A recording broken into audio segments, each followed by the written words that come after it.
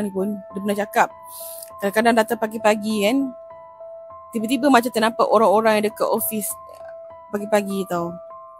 Lepas tu kan dia kata apa, selalunya orang yang dia jumpa pagi-pagi dekat office tu, contohlah dia nampak aku pagi-pagi, mustahil lah aku datang pukul 6. Aku selalu kalau sampai office tu, contohlah masuk 8.30 aku betul-betul tau, aku face ID ke tampil ke betul-betul dah dekat 8.30, 8.29, 8.28, selalu macam tu.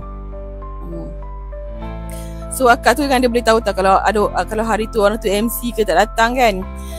Pagi-pagi dah akan nampak orang tu lah, orang tersebut pagi-pagi.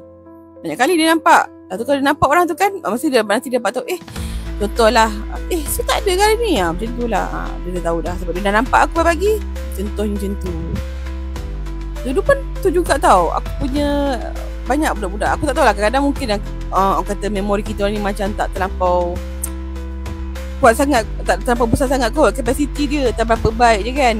Kadang-kadang kita rasa kejadian tu mungkin dah 2-3 hari berlalu, tapi macam baru je berlaku. Kadang-kadang kawan aku pernah cakap,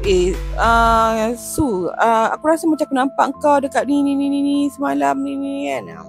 Ada iya ke? Aku mana ada, tak ada, aku MC macam tu.